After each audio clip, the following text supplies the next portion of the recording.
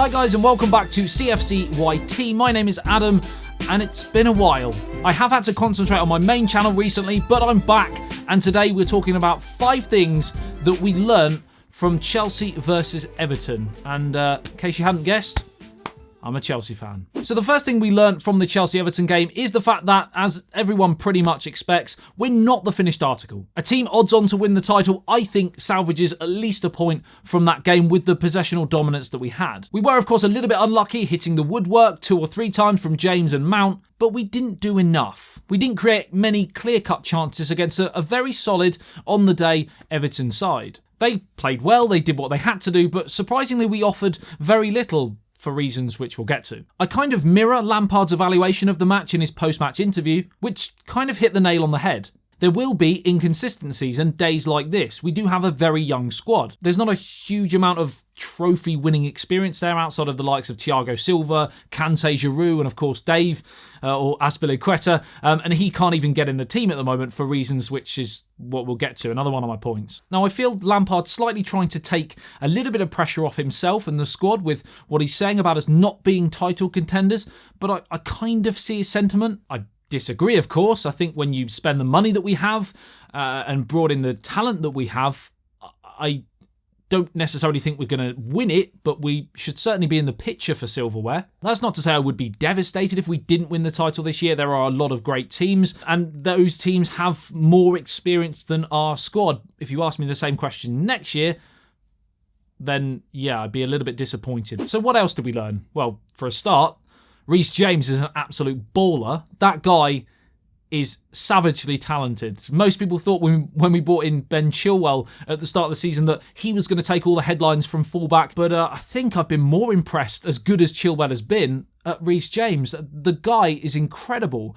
Many people think Trent Alexander-Arnold at Liverpool is a shoo-in for the right-back spot for England, but as good as he is, I'm not so sure. Reece James is going to take him all the way, and I wouldn't be surprised if Gareth Southgate finds a way of actually including both of them, possibly pushing one of them further forwards. England have got an absolute glut of talent in the right-back spot when you also think of the likes of Lamptey at Brighton and Wan-Bissaka at Manchester United as well. But the balls that Reece James has been whipping in over the last 3 or 4 games, and again at Everton as well, it's just incredible. For me, he's one of the first names on the team sheet at the moment, and there's a reason why Azpilicueta can't get a sniff. Unlucky not to score with a well-struck free kick. He hit the woodwork, of course, with another great effort from range, striking the post. And yeah, another top performance from Reece James. Very quickly, if you're enjoying this video so far, a sub down below to this new channel would be awesome, and a thumbs up if you're a Chelsea fan, or if you're not and you just love football, again, it would be much appreciated. The third thing we learnt from Everton v Chelsea was Werner and Havertz are becoming a little bit of a problem that Lampard's got to solve. Starting with Werner, as great as he can be, as electric as he is, as much of a real handful he is for defenders, I'm not sure of his perfect position currently right now in this Chelsea side. When we brought him in the summer, I think a lot of Chelsea fans, me included, and Lampard, were thinking he was going to play down the centre and be the kind of spearhead to the attack, the pace, the style of football that Lampard wants to install in this Chelsea side. But it hasn't quite worked out that way. He quickly realised that we needed more of a physical presence through the middle, especially if we're getting balls whipped in from Chilwell and Reece James, that target man to bring others into the game, to bring in the likes of Pulisic and Werner and Ziyech as well. And similar to that Chelsea side that he played in with the likes of Didier Drogba, when you've got Robin and Duff and himself running off of that main target man, I think that's what he's quickly realising he may need to install to get the best out of those tricky, quick wingers. So, of course, that meant that Tammy Abraham came in, Giroud's come in recently due to good form, and it's pushed Werner out to either the left, where he's played predominantly, or the right as well. And again, he's been a handful, but he hasn't quite lived up to expectation, partly due to a lack of being clinical in front of goal. He has missed a few sitters, of course. I still like the fact that he is involved and he is creating chances, but I don't think we've seen the best of him. Havertz, on the other hand, we haven't seen too much of him whatsoever. And I think a lot of that is down to 2 things. Number 1, Lampard and his positioning of Havertz, and also the fact of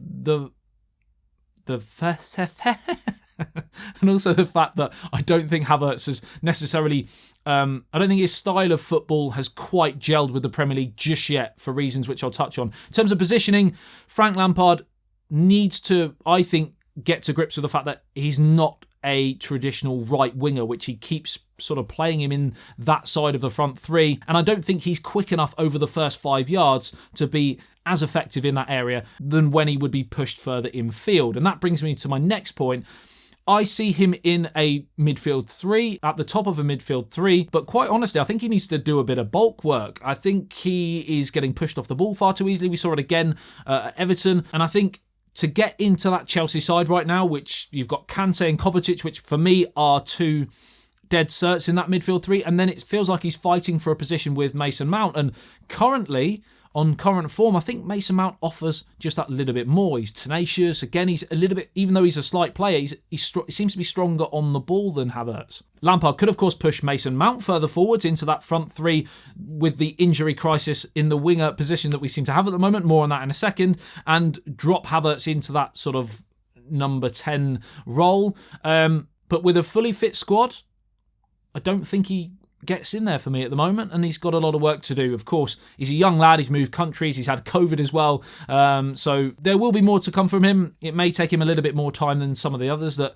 seem to have gelled fairly quickly. One to watch, and that injury crisis thing that I mentioned brings me on to my next point, and that is the fitness of Pulisic and Ziyech. Ziyech has already missed a quarter of the season, and Pulisic can't seem to play 2 games in a row. With Ziyech, I'm not as worried because he's not that sort of explosive winger, and he may have just been a little bit unlucky.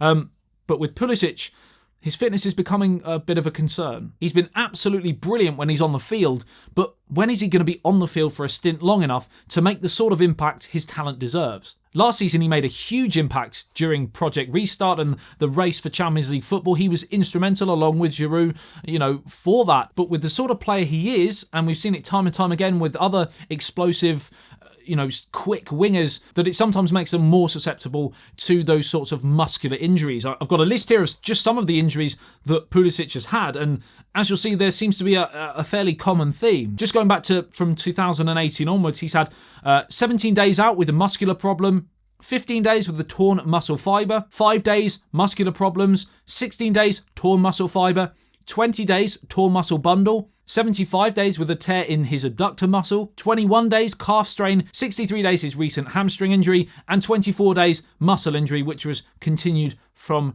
that original problem, it seemed.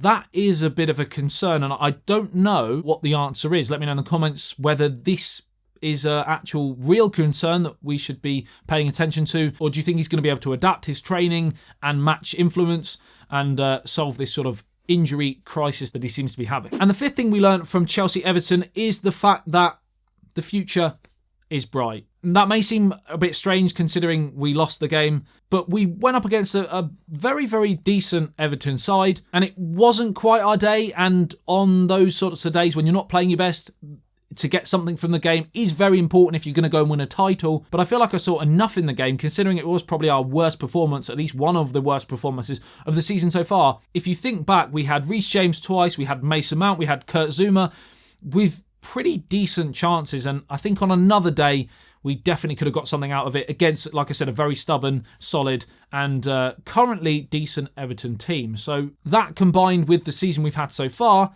I think to be there or thereabouts is still pretty impressive. Obviously waiting on other results that are going to come this weekend, the likes of Liverpool, Tottenham, to see where we're at. But to be maximum distance from the top 5 points currently right now, coming up to halfway through the season, I think that's roughly where we're at in terms of that squad development, and the future's bright. Remember to subscribe to this brand new Football and Chelsea channel, and go and check out my main channel if you love to see unboxing and reviews of certain bits of tech like phones, laptops, TVs, all the good stuff. Drop a like on the video if you enjoyed it, dislike the video if you thought it was absolutely awful. I love you and leave you. I'll see you in the next one. Peace out.